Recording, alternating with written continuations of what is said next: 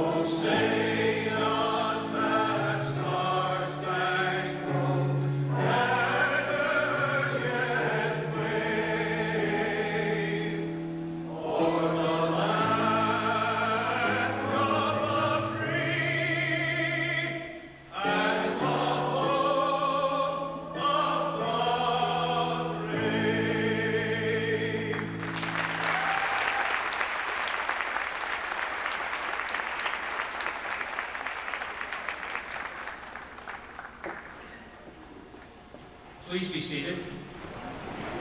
Reynolds, membre du conseil du réseau de l'Université du Maine. Monsieur Adrien Bernabé, directeur des services pédagogiques du Centre universitaire Saint-Louis Maillet. Monsieur William Melvin, vice-président Castle.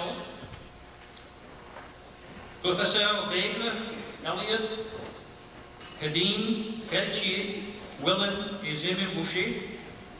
Directrice des archives acadiennes Lisa Ornstein, distingués et invités, membres de la faculté de l'Université du Maine à Fort Kent, Monsieur Ernie Gardner, président du Sénat des étudiants, finissants et finissantes, membres des familles et des amis des finissants et finissantes, mesdames et messieurs.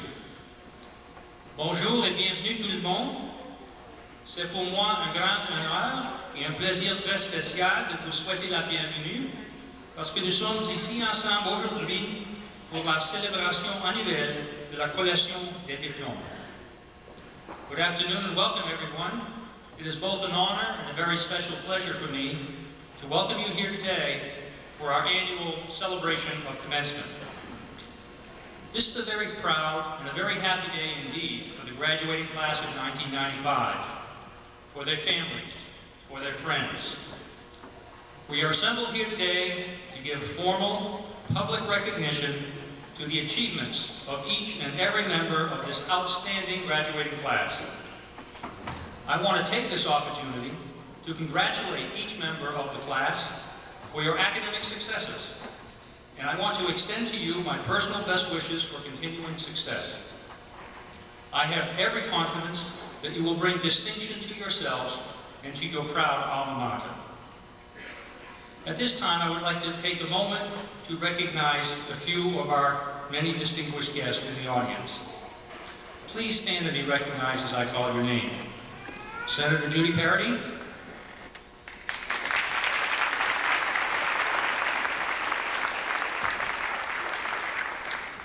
Senator Mike Michel,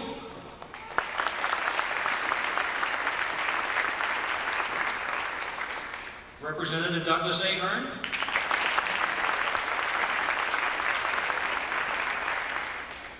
President Emeritus Joe Fox and Mrs. Gertrude Fox,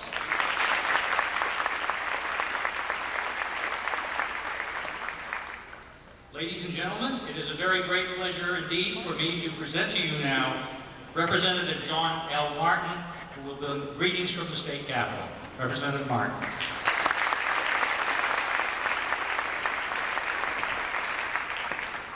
Thank you, Mr. President. Graduates and friends and family, on behalf of the Maine Legislature, it is my pleasure to be here with you, along with Representative Ahern and Senator Parody and Senator Michaud, to bring the greetings of the legislature as well as the greetings of the Governor of the State of Maine, Governor King. To you, the graduates, you are now part of the greater society of that of the United States and Canada. It is your country. On behalf of those legislators who are here and all of the ones that you have representing you, whether it be in one of the provinces or in one of the states, we urge you to participate in government, to be part of it. Otherwise, it may just take you over. It is your country, your state, and your province. We wish you the best as you continue your success after graduating the university here at Fort Kent. And we certainly encourage you to participate in government, and in particular, I would say to my friends in the province of New Brunswick, be sure to vote in the upcoming election.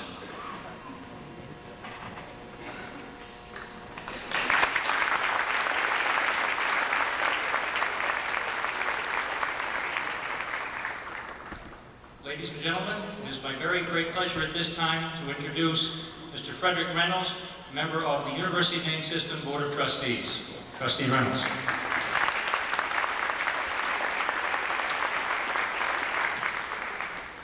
President Dumont, Dr. Craig, and other distinguished guests, members of the faculty and staff, parents, friends, and members of the class of 1995. My official job today is to bring you greetings from my 15 colleagues on the Board of Trustees of the University of Maine System, and I'm delighted to do so. No matter how many budget cuts and other crises demand our attention during the rest of the year, on graduation day, we know that being a part of the university system is the most rewarding investment we could make of our time and our effort. Your success, graduates, is our success, and we salute you. But being here today is not only an official duty, it's also a personal pleasure. It's a pleasure because this campus reminds me so much of the Machias campus, where I served as president and in a number of other capacities for more years than I care to remember. Every state has at least one campus comparable to Orono, a relatively large, comprehensive research and graduate institution. But it is Maine's glory that we also have university campuses at Fort Kent and in Machias, places where people can dream of new and different futures, places of vigor and opportunity, places of promise and potential. I know firsthand the difference such a place can make in the lives of its people, and I join with you today in happy celebration of what you have accomplished today. Eric Hoffa, something of a philosopher, in addition to writing insightful social analyses, he was also an active longshoreman in the San Francisco docks. Hoffa wrote that in times of change, it is the learners who inherit the future. The learned find themselves equipped to live in a world that no longer exists. For the Board of Trustees, congratulations and warm good wishes for your future. You make us all very proud.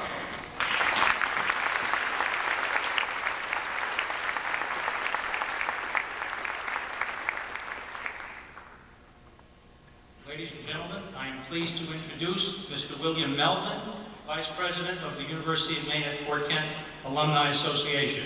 Mr. Melvin.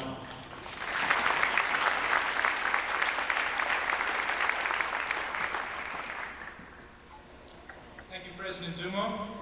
Esteemed guests, distinguished faculty, elated family members and friends, and honored graduates. It is indeed a privilege and an honor for me today to act as the bearer of best wishes and extend heartfelt congratulations to you, the new graduates of the University of Maine at Fort Kent. As a representative of the Alumni Association, I extend our congratulations to you on this special day in your lives and for the attainment of your diploma in your elective disciplines. From all of us who have gone before, well done and welcome into your new discipline, that of alumnus, the University of Maine at Fort Kent. The Alumni Association sends its warmest regards, and if only one wish be granted for your future, we would hope that each of you would strive for and achieve the fullness of your potential. Your parents, professors, and peers have nurtured you towards this moment in time when you will be the one to shape your destiny and set the measure of your endeavors. We all have a potential for greatness, a potential to love and be loved in return, and a potential for happiness. In all we undertake, there is a potential for success. The missing ingredient is commitment. When you want something bad enough to work towards its achievement tirelessly, with intensity, and a passion for results, that is when you will achieve your level of potential. If it's worth doing to the best of your ability. I dare say that is what all of us here want for you, because we are the ones who care about, know, and love you, and hope in this is what you will require of yourself. Congratulations, graduates. Good health, best of luck. And as alumni, go out there and make a difference in the lives of those who can benefit from your potential. Thank you.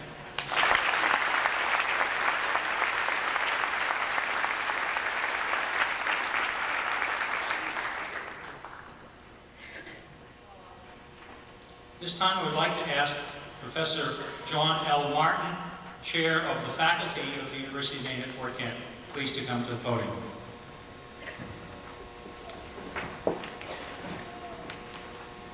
Thank you, Mr. President. Those of you who know me realize that the first speech I gave was rather short today. And this one will be equally short only because I gave the graduates one last night, perhaps will last them through most of today. I, however, on behalf of the faculty and some of the students, and most of them were there last night in the graduating class, will remember that we talked about English a great deal last night. And so I want to part with you today with one of my favorite passages, because I think it makes the point very clear. I am only one, but I am one. I can't do everything, but I can do something. And what I can do, that I ought to do. And what I ought to do, by the grace of God, I will do. That's what I wish all of you as graduates to do. On behalf of the faculty, we are proud of you, and we wish you the best. Good luck.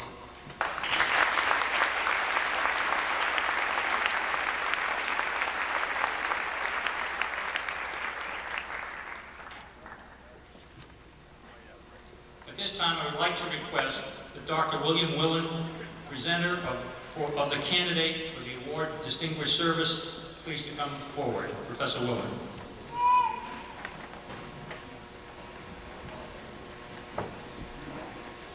President Dumo, distinguished guests, graduates, family. Today, the University of Maine at Fort Kent honors many years of dedication and commitment to education, athletics, and community in the St. John Valley. Today, we honor Emory Labby. That name appears not to be filed in all the vast heuristic of memory. Blame it on poetry. Yes, as an English professor, I must tell you through the figurative authority of Synecdoche, which is not a city in New York State, but a device by which parts become wholes and wholes become parts, Emory became known as a portion of his anatomy, his legs. And it is legs, Labby, that we honor today. Now is the perfect time to put to rest a question second only to the riddle of the Sphinx. Just where did that nom de vivre come from? How does one become transfigured into a living testament to poetry? For that answer, we go back to the mid-1950s when Emory was a student at St. Francis College in Biddeford.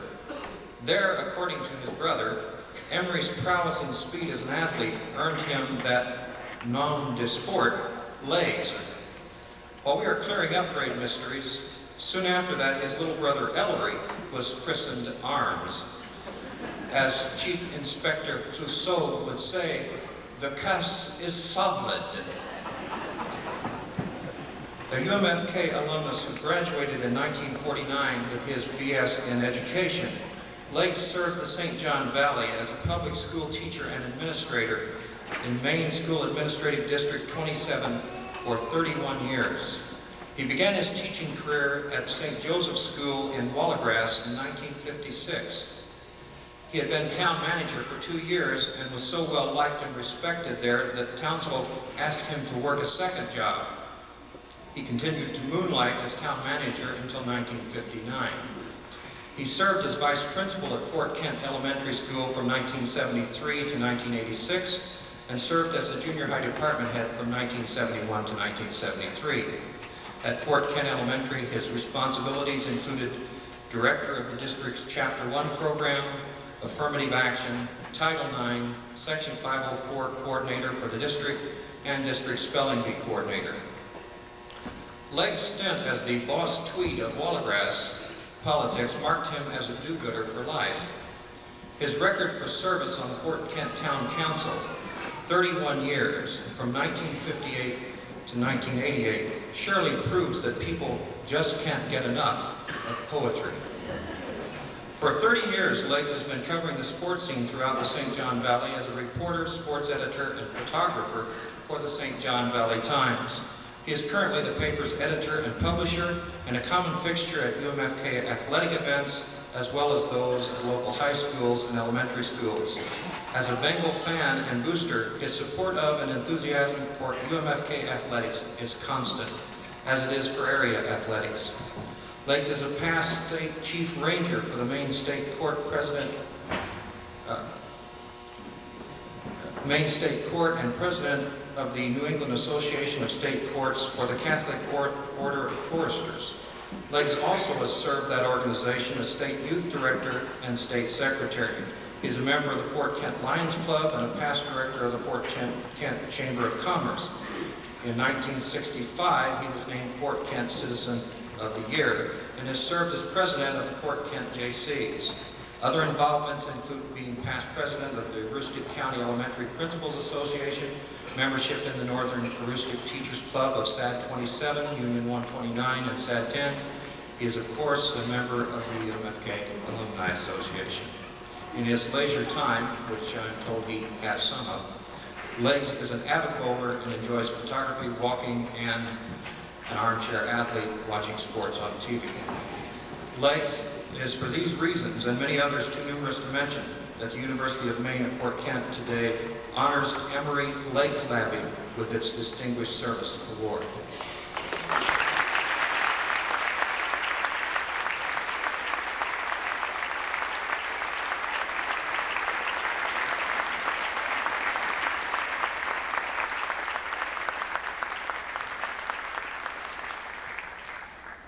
Legs, the University of Maine at Fort Kent, with gratitude and affection, honors you today for extraordinary service to our community, to the education at all levels, with this award for distinguished service.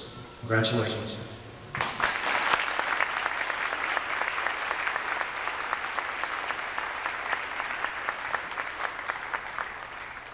This time I would like to ask Senator Judy Parody to please come to the podium.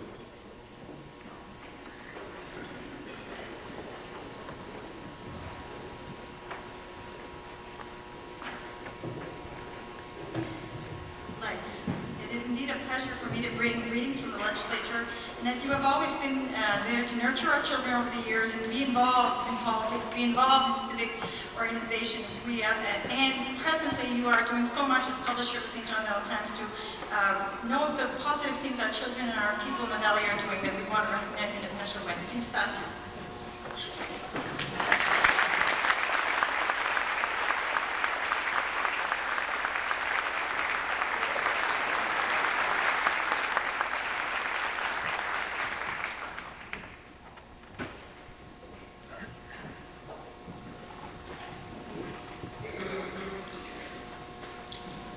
With the 1995 senior class president, Tina Ann Boston, please come forward to address the senior class.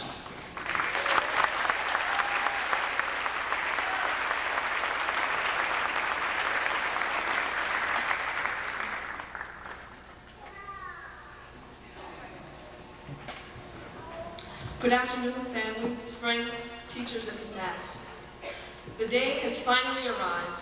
The hard work, stress, anxiety attacks have come to a close, I think anyway. And now that we've made the grade, they're putting us out into the real world. I, as well as others, to be honest, are slightly terrified. We're going from the safe haven of school to the shocking reality of life. How many of you graduates have jobs lined up after you graduate? Show your hands. That's what I thought. Unfortunately, in the job market of today, good jobs are hard to find because of fierce competition and a down economy. That makes things a little scarier. Once we get a job, some of us will have doubts as to whether we can actually apply what we've learned to our jobs. You ask yourself, will I be able to perform the duties that the job requires? Will I remember what I've learned? I've been told these doubts are normal ones, that each of us questions his or her abilities. I really hope those people are right. We have to change our lifestyles from learning to actually doing what we have learned. Some people believe that if we don't get a job after graduation, or if you get a job in something other than your field, your education has been a waste of time and money. I don't believe that to be true. Education is never a waste. Even if I don't get a job after today, I will forever remember my education. The information that was found and the worlds that were open will never be lost. What I have learned in this institution has changed both my life and my way of thinking about it forever. It has opened my narrow mind as well as my closed eyes. I came here 5 years ago not knowing what was waiting for me, and now I'm so glad I never quit. Throughout these 5 years at UMFK, I have come to know and then to love what we call the UMFK family. The advantages of attending a small college are numerous, and that's why I chose to stay here. The faculty have been so understanding and have been ready to give help whenever needed. They make themselves available and care what goes on with their students. And for their time and patience, I thank them. The staff have been accommodating to students with problems and very patient with them, although I have made Annette Grant steam and growl at me at times, especially during registration. Every time I walk into any one of their offices, I am greeted with a smile. I thank them, we all thank them, for their friendliness and patience, especially with me. The administration here is so willing to help students with any difficulties. Their doors are always open to us, and if we ever need to talk to them, they make themselves available. I speak for all of us when I thank them for their willingness to get to know the students and hear about their concerns. You may ask what this has to do with getting an education. while all their outstanding qualities make UMFK a place conducive to learning. All these people I spoke of are my friends and friends to many of you. And these people I will miss very dearly. I won't miss the homework, the reports, stress, but I will miss the people. With the information and knowledge they impart to us, they have all had a part in making me and others what we are today and forever. These 5 years have been long, but well worth it. To the undergraduates here today, I tell you not to give up. I promise you your education is well worth your time and effort. I have complained about taking general education requirements, but now I would trade what I learned from them for the world. I realize that it is for our own good. It makes us well-rounded individuals. I've told some people that I may be interested in going into the medical field. They thought I was crazy.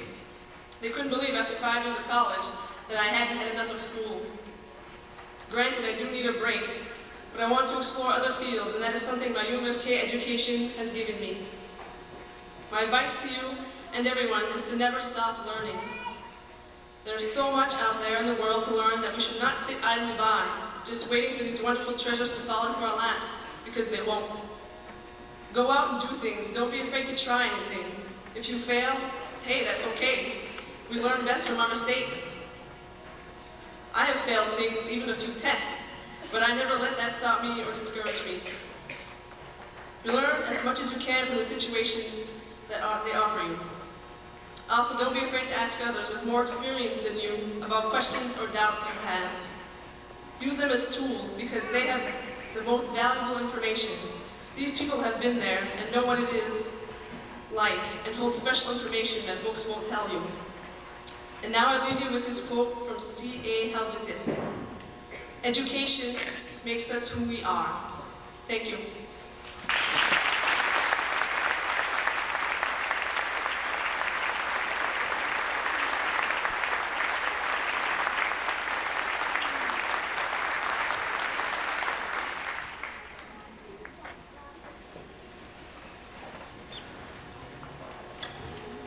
At this time, I would like to ask Lisa Ornstein, Director of the Acadian Archives, Archives Acadiennes, and presenter of the candidate for the degree honorary, please to come to the podium.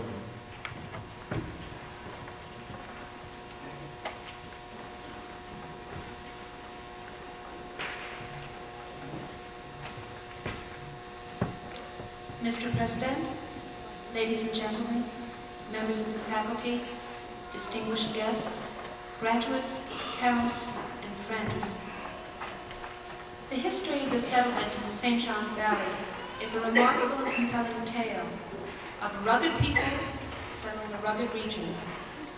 Beyond its local significance, the history of this region provides an important key to understanding the settling of the entire North American continent and of the historical development of northeastern Canada and the United States.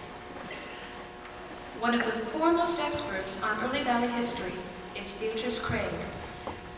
For over 20 years, she has investigated, lectured, and written prolifically about the complex and fascinating patterns of family ties, land settlement, property inheritance, and economic development which underlie the history of this region.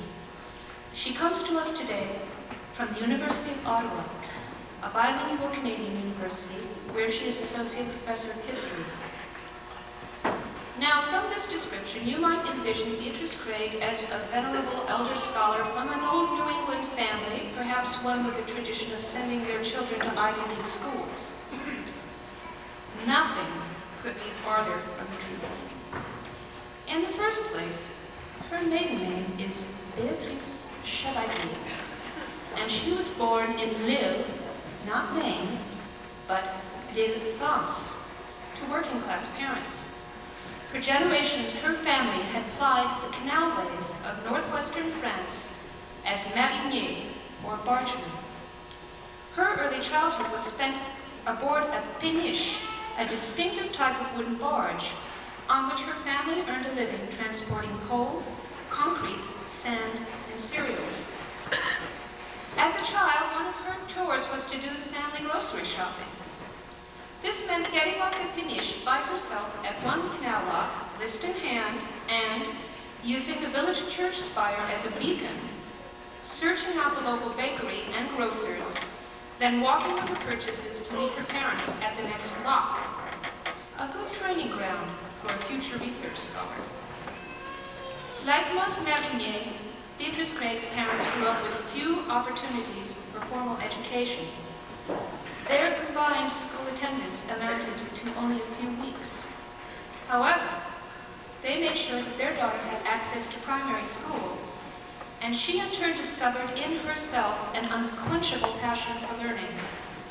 This passion, combined with talent, pluck, and determination, led Beatrice Craig to become a trailblazer. She became the first in her family to receive secondary and post-secondary education, the first to go à terre, in other words, to seek her livelihood on land, and, fortunately for the history of the St. John Valley, the first to travel overseas. Beatrice Craig arrived in Maine in the early 1970s. At that time, she had already completed an undergraduate degree in English and was enrolled in a master's program at the Université de Lille in France. She applied for an international student exchange program to the United States, and happily for us, her assignment was the University of Maine at Presque Isle. Although she had heard that there were French-speaking people in the surrounding area, she knew little else about the history of the St. John Valley. However, by the end of her first day à terre in Presque Isle, her mind was made up to make the French of the St. John Valley the focus of her master's thesis. From there, her attachment to northern Maine blossomed rapidly.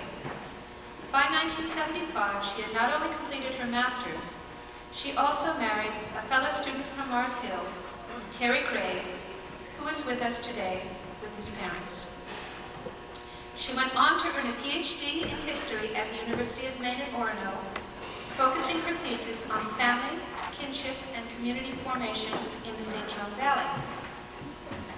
Over the years, Beatrice Craig has led a distinguished and productive academic life. While carrying a full teaching load in 2 languages, as Associate Professor of History at the Université d'Ottawa, she has continued to explore St. John Valley history with passion and rigor, spurred on by her own restless intellect and by the question which nags every good researcher who delves into the past: why?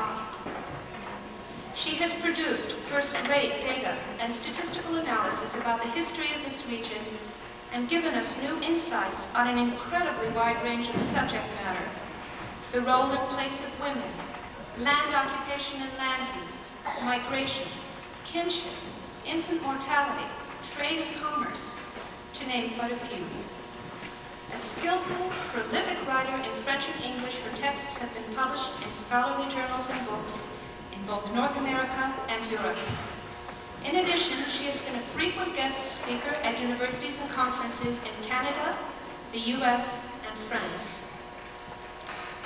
In recent years, Beatrice Craig has further strengthened her ties with Maine and the St. John Valley through a very special relationship with the University of Maine at Fort Kent. Although still an active scholar, she has made her research notes and data, totaling several thousand pages, available to our campus and to the wider community through the Acadian Archives Archives Acadiennes. She has donated numerous books and publications to our library, volunteered her time and expertise as a guest lecturer on our campus, and contributed her writings to UMFK publications, including this year's maiden issue of the River Review, Revue Rivière. She's also worked as a volunteer presenter with community service groups in the St. John Valley. Her recent activities include a history workshop for teachers in MSAD bilingual education program, and last night's presentation in Frenchville on the 19th century journal of Fort Kent resident Joseph Oliver. Beatrice Craig's passion for learning and education, her dedication to academic excellence, her recognition of the richness and importance of this region's history and culture, and her commitment to public service truly exemplify the spirit of the University of Maine at Fort Kent. Accordingly, Mr. President, as a sign and token of our deep respect and high esteem, and on behalf of our university, which has found in her a true friend and benefactor, I ask that you confer upon Dr. Beatrice Craig the degree Doctor of Letters, honoris causa.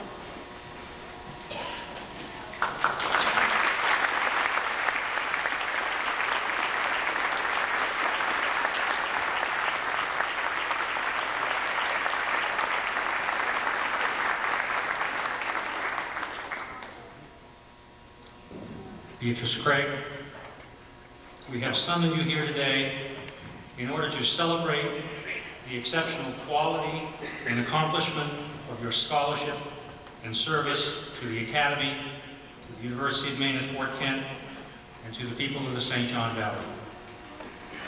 Your contributions, your achievements, and your generous spirit, the University of Maine at Fort Kent is privileged to honor you today, and we happily confer upon you the highest tribute the university can offer. On behalf of the Chancellor and the trustees of the University of Maine system, by the authority vested in me, I hereby confer upon you the degree Doctor of Letters, honoris causa, with the title and with all the rights, responsibilities, dignities, and privileges thereunto appertain, and we welcome you officially as an alumna of our university.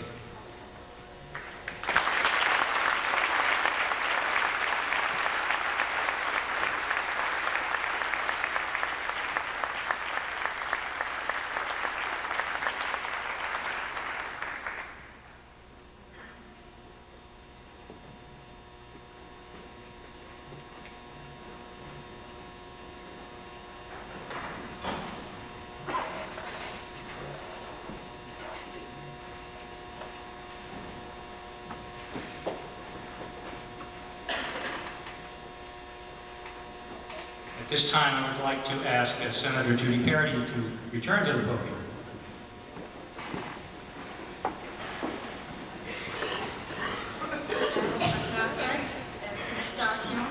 Merci beaucoup. You have been teaching us about our past so we can better understand our present, and so we can prepare for our future. Congratulations from the legislature of Maine.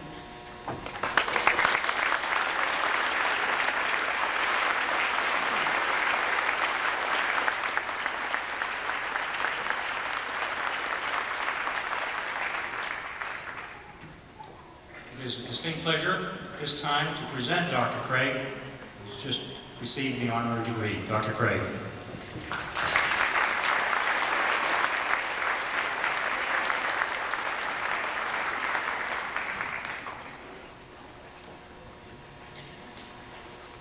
Well, thank you, Mr. Dumont, and thank you, Judy. I knew about the honorary doctorate. I did not know about you, so that's a surprise. And I'm very, very happy to be here today with you. And it's almost as nice as getting married, actually. When I was asked to be the 1995 commencement speaker, I was told, among other things, to be brief and upbeat. And I think this means too high, isn't it? As you all know, academics are windbags who like to hear themselves talk. Nonetheless, I try to remain brief, and you will be glad to know that my text only has 4 pages. Being upbeat was a taller order, because recent events give us little ground to be cheerful. And also, since you started college, you probably heard many a gloomy voice telling you that society and the economy are going from bad to worse, which is not making you feeling too confident about the future. I'm not going to play cheerleader here today and pretend there is nothing amiss in the world. And the job market, indeed, is not what you wish it was. But I'm a historian, and like all historians, I spend a good part of my time in the past, in vast past that many suppose was better than the present. I also have a benefit of a long, sometimes very long view of the evolution of humankind. And one thing that the practice of history teaches us is that there is no reason to despair of our ability to create a better world. And I would like to share one experience with you that illustrates this point. About last year at this time, I was doing research at the Archives du Département du Nord in my native city of Lille. I was collecting data on industrial wages and on the cost of living in the 19th century. Daily wages for men increased from an average of 1 franc 50 in the 1840s to about 3 francs in 1890, so it doubled. Female wages started at 50 or 80 centimes, and there is 100 centimes in a franc. It's the same relationship between a penny and a dollar. So they moved from 50 to 80 centimes a day to 2 francs 20 at the end of the century. Around 1820, then, a typical couple, the husband a thread maker and his wife a lace maker, made 2 francs a day. At no time during the 19th century did the price of bread drop below 30 centimes for a 2-pound loaf, and bread was the main staple of the diet. And still in 1890, a male industrial worker still had to spend 62 days worth of wages every year simply to feed himself, just himself. And this, of course, assumed that the price of bread remained stable. But this was not the case. When the crop failed, bread became very expensive, and working class families found themselves in desperate straits. For instance, in the fall of 1816, crops failed for France, and the price of bread started going up and up and up, until it reached over 1 franc a loaf the following spring. That year then, after working a 14 to 16-hour day, my typical thread maker, lace maker couple could only bring home 4 pounds of bread. And those 2 loaves of bread were the only food they and their children would have to eat that entire day, assuming the rent did not have to be paid. How does one feel in front of such a piece of information? One is tempted to cry into the laptop, but this is bad for the circuitry. So it's better refrain. So I went for a walk instead. And less than a block away, I came across a line of 1950 housing projects. The housing projects looked like most of their contemporaries. Graceless, boxy high-rises blended in a concrete landscape with an expressway on the side. Like most such projects, they ended housing the poorest of the city's working class, but not those who were referred to in the United States as welfare cases, because there is no welfare in France. One of the buildings was abandoned. The windows were broken or flapping in the wind. The ground floor was boarded up.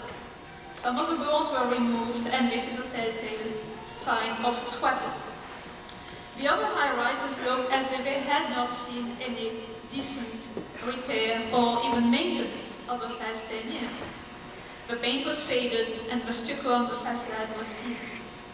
The city intended to condemn those buildings as soon as the residents were relocated.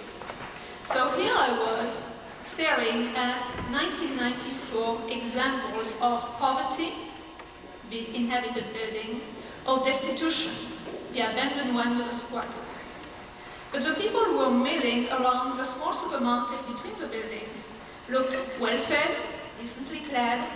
There were cars in the parking lot and bicycles in the balconies. So the housing project exemplified the ground we have covered in almost 200 years. Poverty no longer means all one's waking hour and still not make enough money to put a decent meal on the children's plates.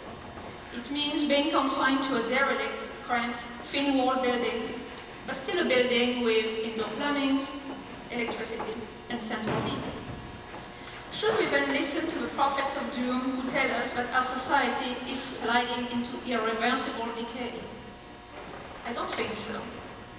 The theme of social decline is at least as old as the Greek and the Romans. In every generation, some people claim that the world is going to the dogs. The message sells newspapers, it attracts TV views. Positive events are not newsworthy. Ideologues, politicians, and social scientists have a vested interest in finding dreadful and urgent problems so that we hire them to fix them. They like to ask us if we are better off than 4 or 8 years ago. They never ask us if we are better off than 25 years ago, because the answer would likely not be one that they want to hear, which probably would be, as a matter of fact, yes, and without your help, thank you very much. I'm certainly better off than I was 20 years ago, when, like you, I was a rather scared recent graduate, wondering whether there was a job somewhere with my name on it. But obviously, there wasn't. And I'm definitely better than my mother or my grandmothers were at my age. You see, my grandmothers were my age during World War II. Now I'm wondering about my daughter's orthodontic treatment and my next computer. My grandmothers were worried about bombs and saving their children from the clutch of a German and bringing food on the table.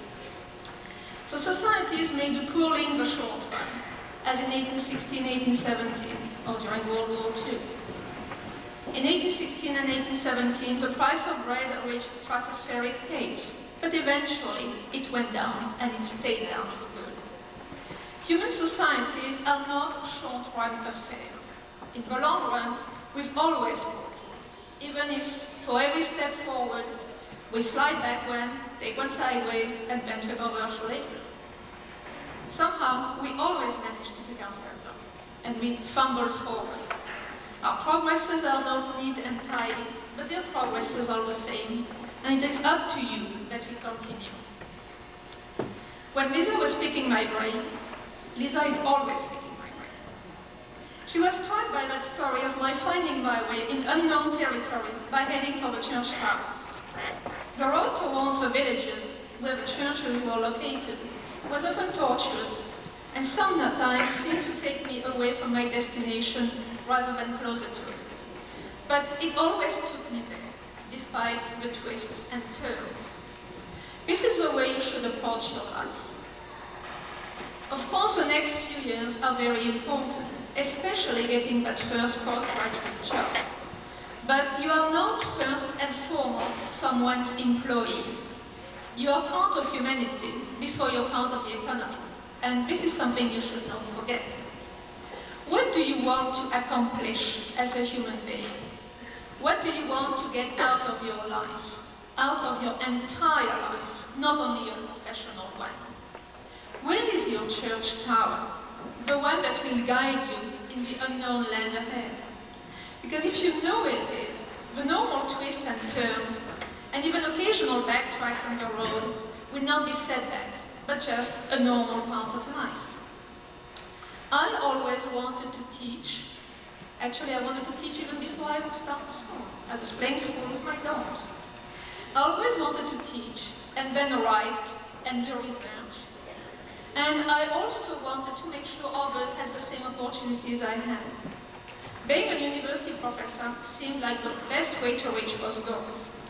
But being a professor was not the goal. It was only the means to reach it. I eventually became a professor. But first, I taught high school, I had 2 children, and I moved to 2 different countries, first the United States and then Canada. And all of this, in a way or another, fitted in my long-term plans. The road to the village was tortuous, but it took me there. Had I not become a professor, I could still have done research. I could still have written and taught. Insurance adjusters and urban planners, to name a few, can be historians in their spare time and can teach night school.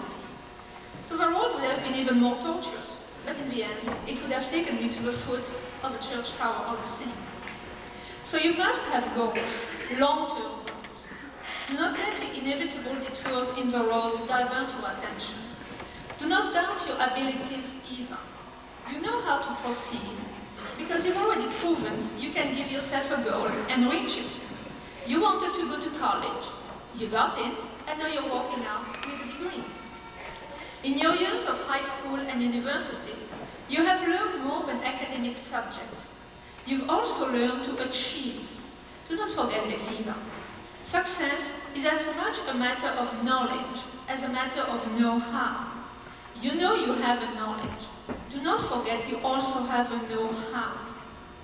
You're understandably concerned about the near future, which seems shrouded in uncertainty. Try to focus on the long term instead. Who do you want to be?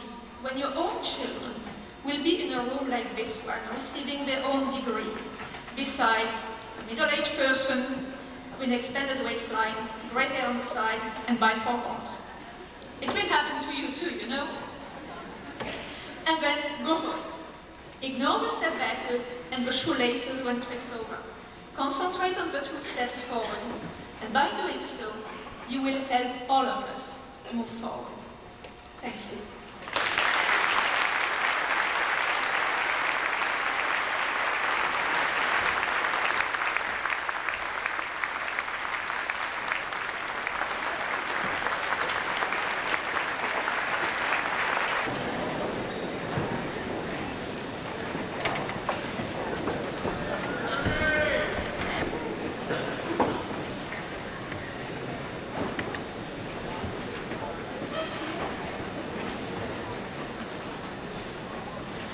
Will the candidates for degrees please rise?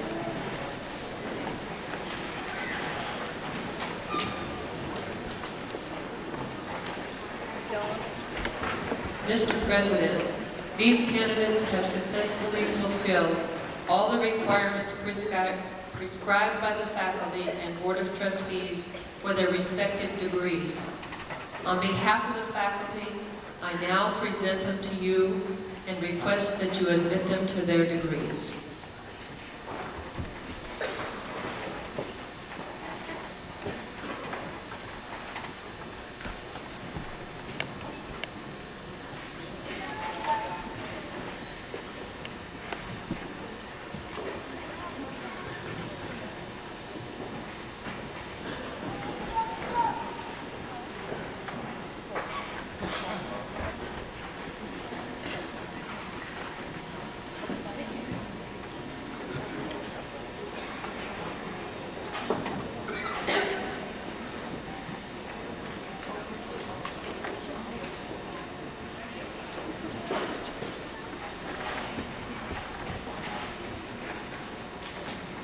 Will the candidates for the degrees please come forward?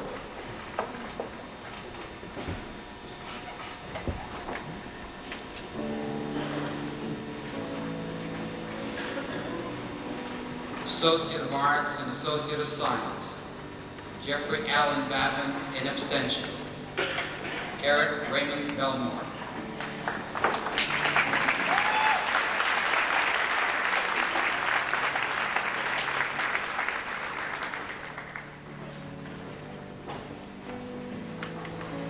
Albany R. Boutot, Jr.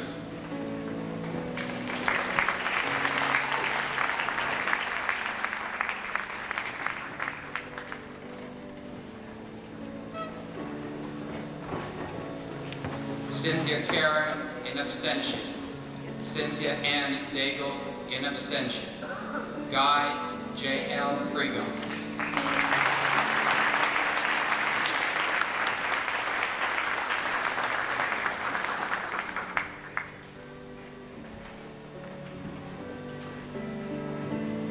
Bridget E. Gilberty, in abstention.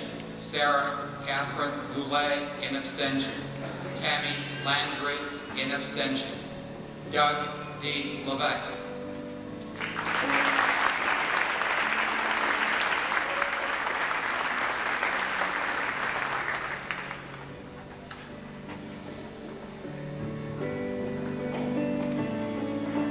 Carrie Michaud, in abstention. Marvin Willett, in abstention. David S. Perrin, in abstention. Roland R. Parent.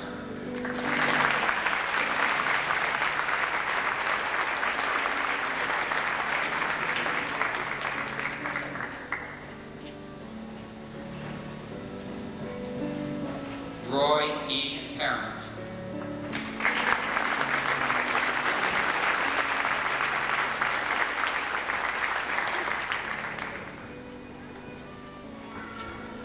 Todd Lewis Plur, in abstention.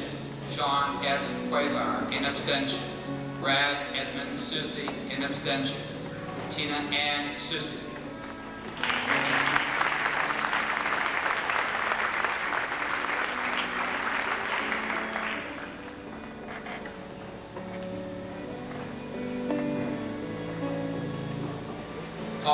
R. Terrio in abstention. Sean Jason Terrio in abstention. Michelle Wuzin in abstention. Marshall P. White.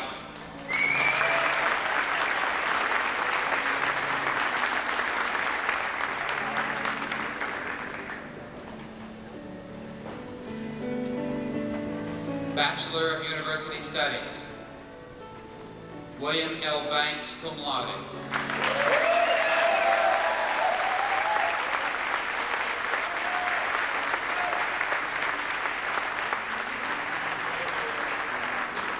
John Raphael Burney.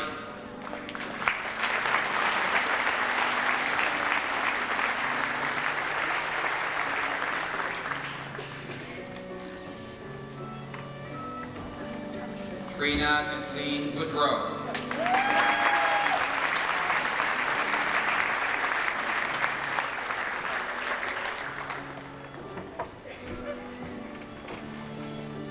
Jennifer A. Brown.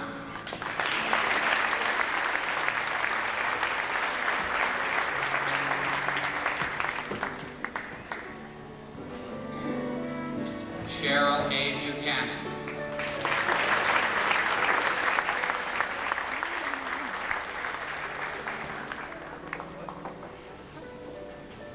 Mary Regina Buchanan.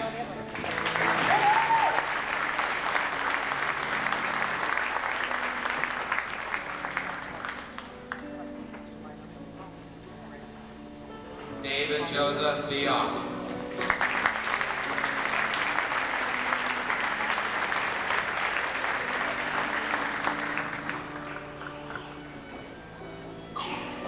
Bonnie Lynn Kent.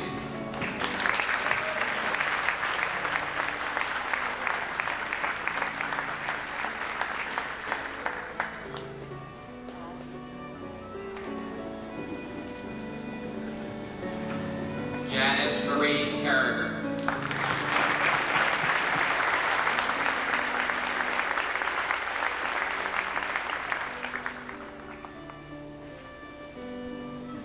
Bruce Gregory Colford.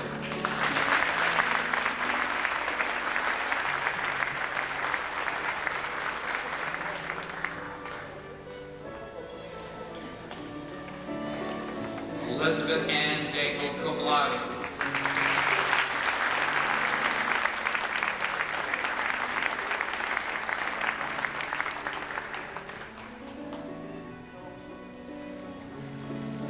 Vicky Sosi Dow, AA, cum laude, Alpha Chi.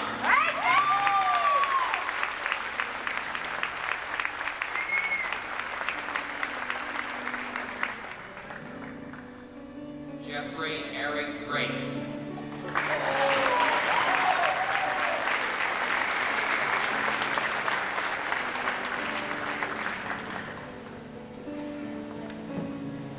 Lisa Dupree.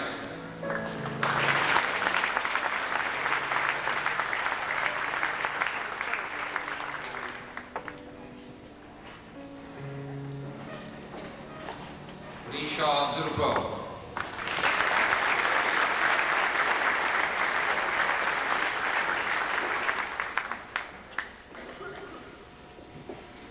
Troy Edward James Eater in abstention. Linda Lynn Ferguson.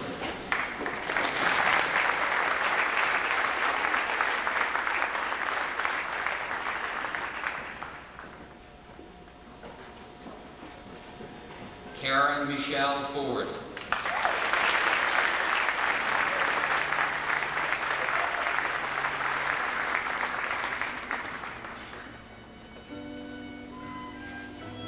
Janice Giss in abstention. David George Hakings.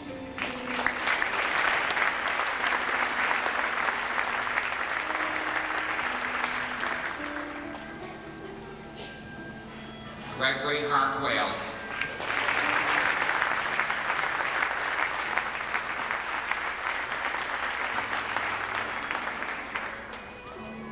Christopher Arnold Harrington.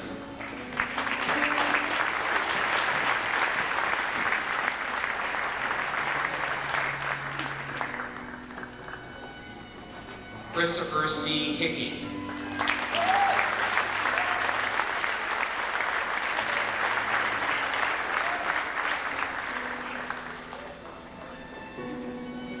Leah Marie Hines, in abstention.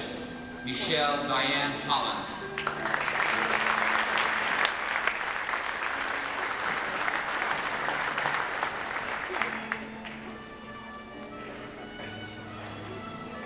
Elena Colleen Kelly, in abstention.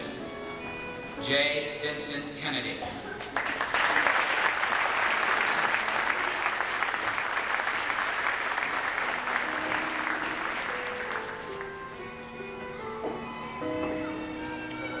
Laura D. Kent, cum laude.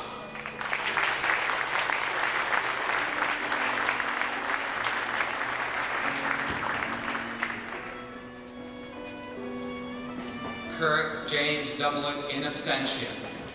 Anne Darlene Kite, cum laude, in abstention. Michelle N. LaRussa, in abstention. Stuart Lasky, in abstention. Michael Lawrence.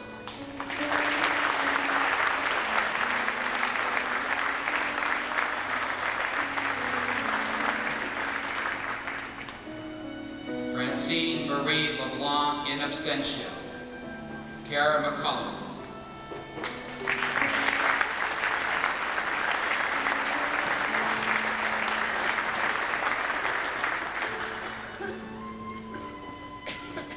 Dean Loring McDonald.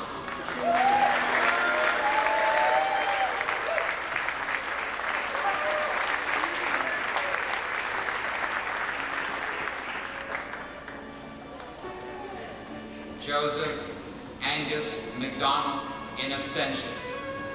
Sarah Beth McDonald.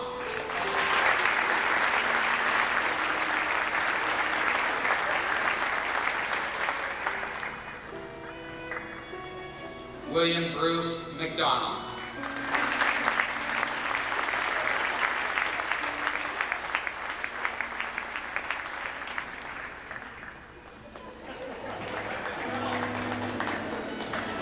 Jeffrey G. McCaffrey.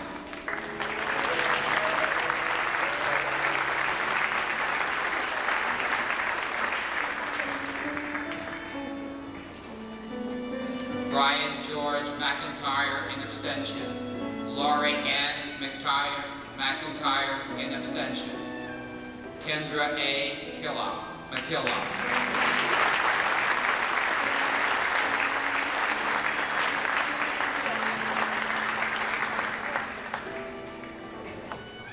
Gregory J. McKinnon, cum laude.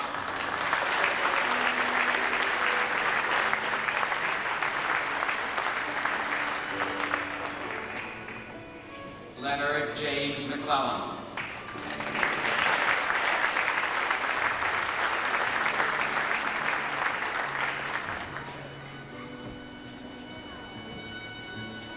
Campbell Barry McLeod.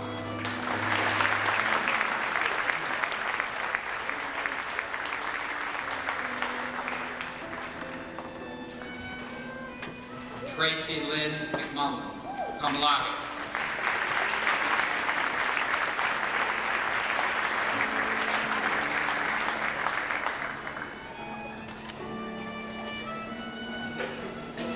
Elwin Bruce McPherson, in abstention. Neil Raymond McIsaac.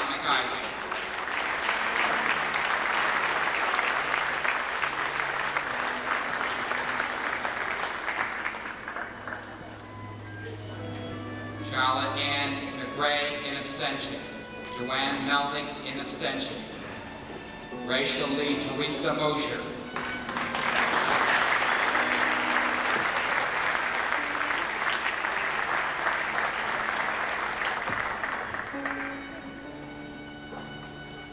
Patrick Richard Willett, AA, in abstention. Donald Leslie Pendleton.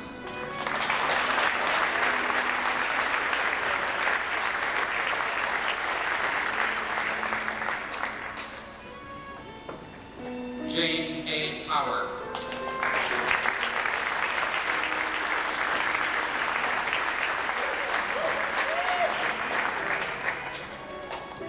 Paul John Power.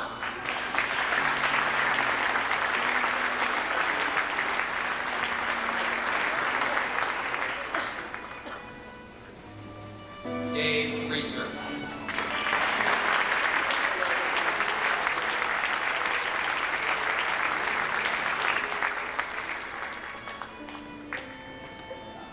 Lori Resser.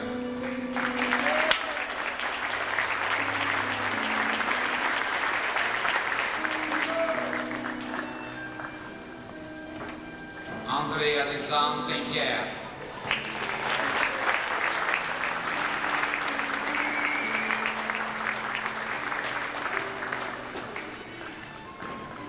Albert McMurdo Sinclair.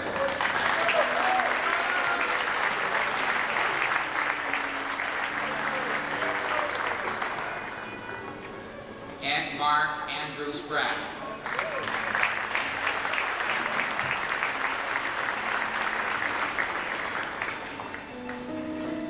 Lori Nicole Steele in abstention. J. Dean Stevenson.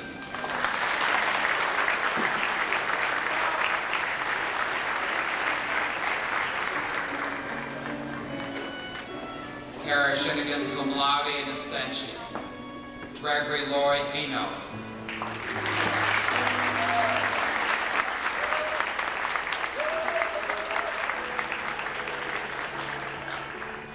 Harry Whalen cum laude in abstention.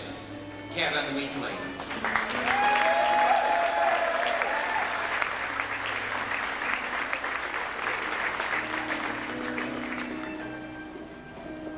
Sandy Winchester.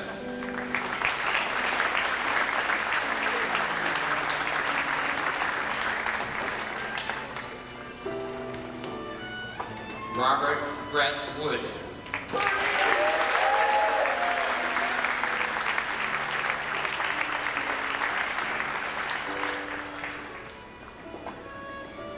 Bachelor of Science, Tammy Lee Bard, AA.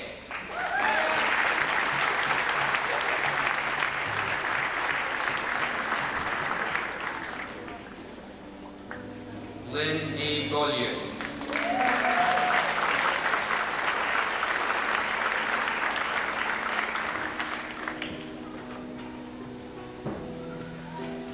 Tina Ann Bussey, magna cum laude, Alpha Chi.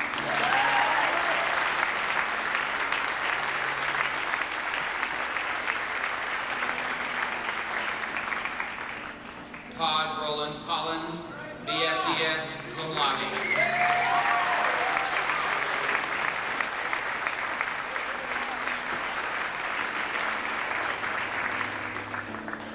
Carleen A. Sear, cum laude, Alpha Chi.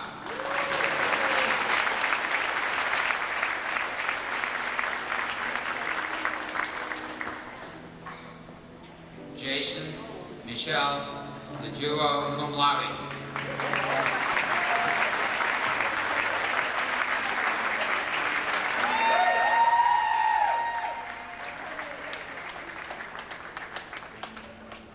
Carleen M. Duma.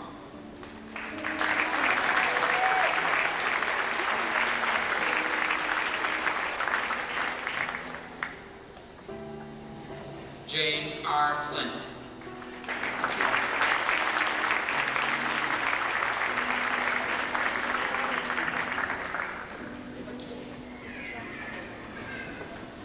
Corey M. Gagne.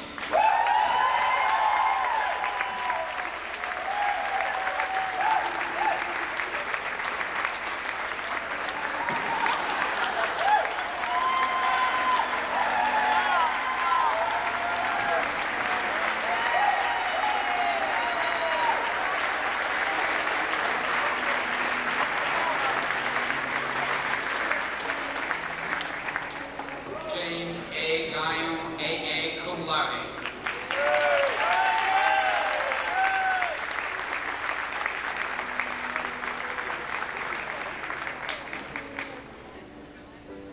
Alton M. Jones.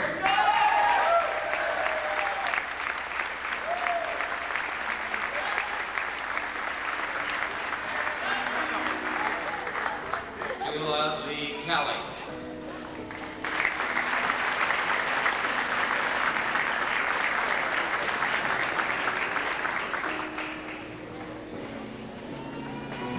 Regina C. Kelly, summa cum laude, Alpha Chi.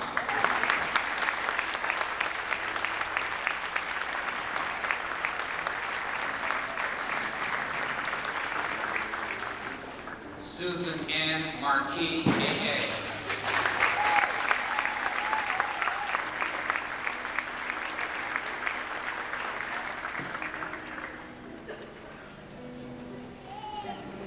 Matthew John Martin.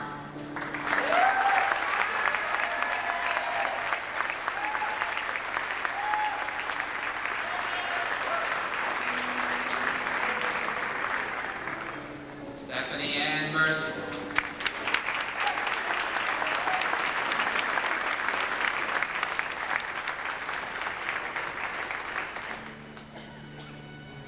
Danny L. Michaud.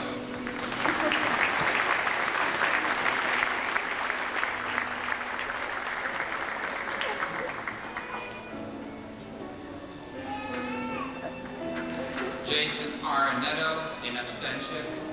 Sarah T. Netto, in abstention. I'm sorry, Sarah T. Netto is very much here. Cum laude.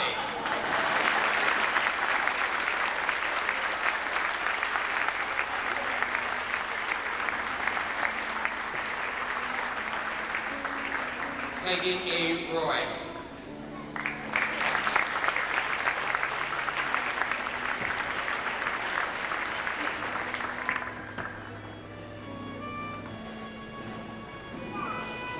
Bennett Linda Simon.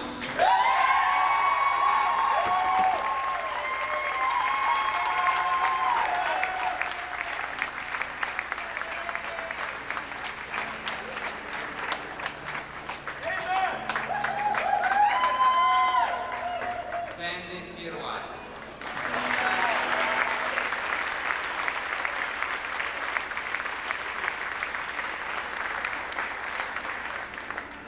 Sharon Marie Susi.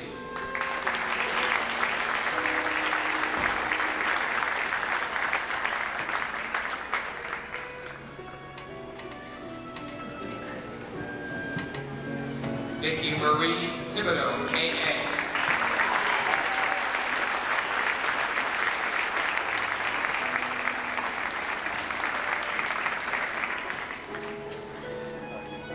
Edeltraud Radha Marie Pila, AA, magna cum laude Alpha Chi.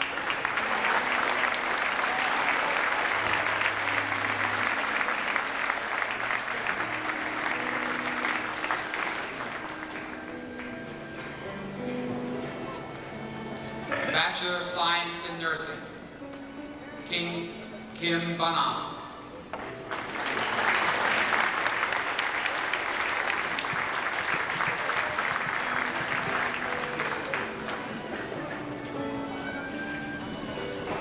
Aaron Carlson.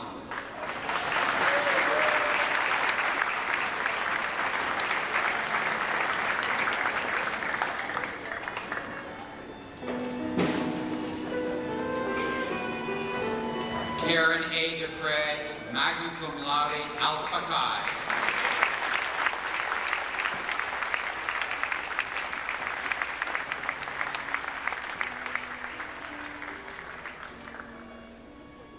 David Gary Gardner.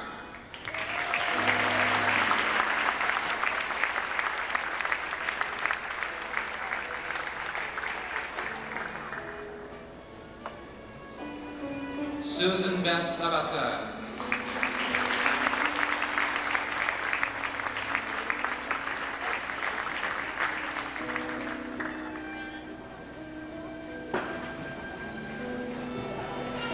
Constance L. Malmberg, cum laude, Alpha Chi.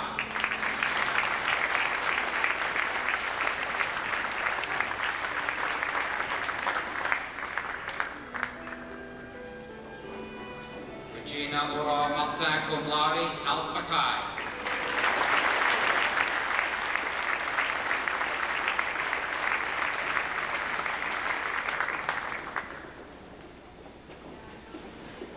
Lena Dawn Nichols.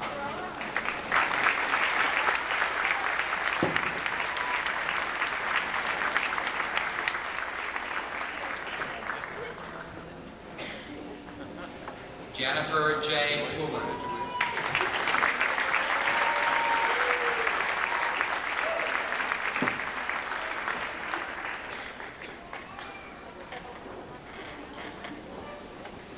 Rebecca Ruth Robinson, cum laude.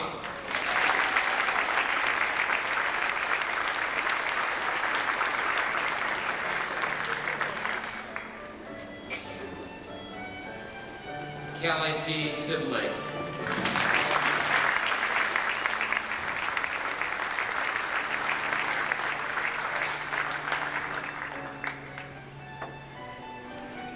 Beatrice Simon, cum laude.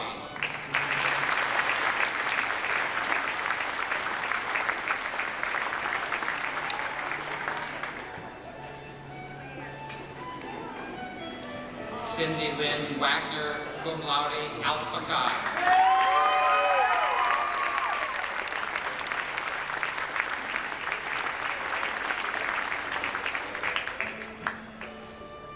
Bachelor of Science in Environmental Studies, Chad E. Burgoyne.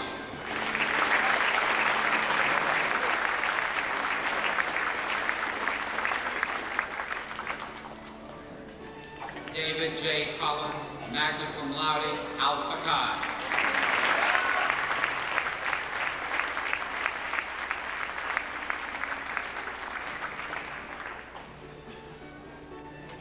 Monique Danielle V. Deneau, cum laude, honors scholar.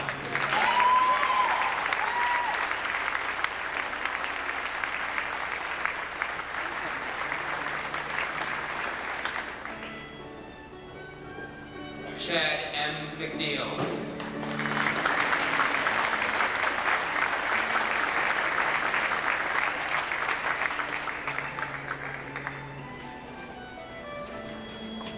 Jeffrey Jonathan Whitehouse.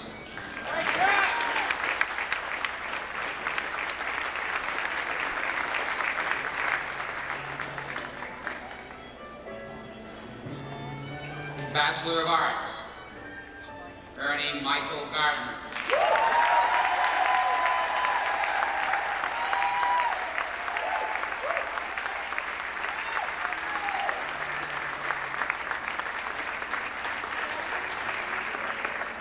Lee Nathan Gardner, magna cum laude, honors scholar, Alpha Chi.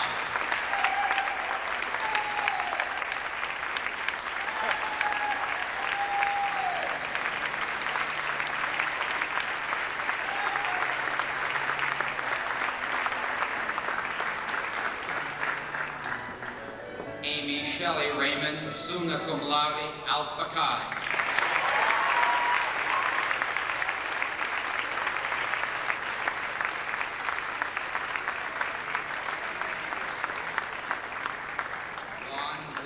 Cisco in abstention.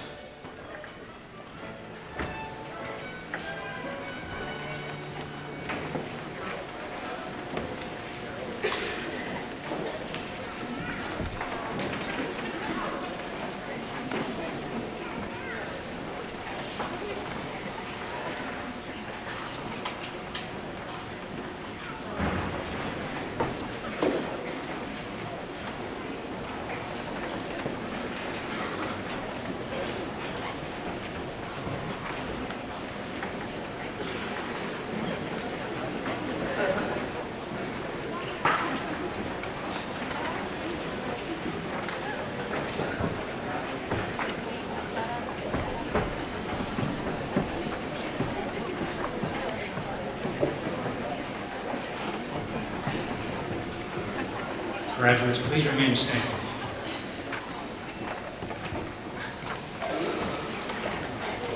By the authority vested in me by the Board of Trustees, I hereby admit you to the degrees Associate of Arts, Associate of Science, Bachelor of University Studies, Bachelor of Science in Nursing, Bachelor of Science in Environmental Studies, and Bachelor of Arts, with all the rights, privileges, responsibilities thereunto appertaining.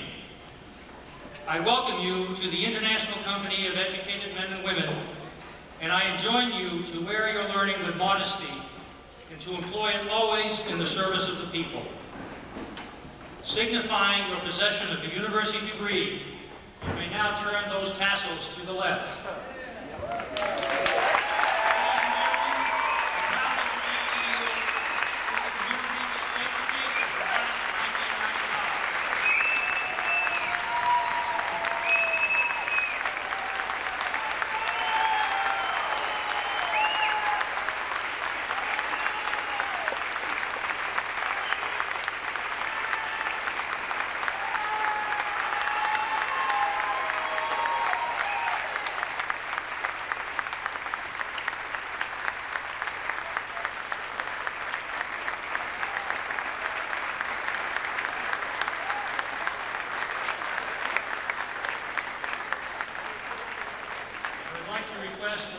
Charles Clausa please come forward to lead us in the singing of the UMFK Alma Mater, which can be found on the inside back cover of your program.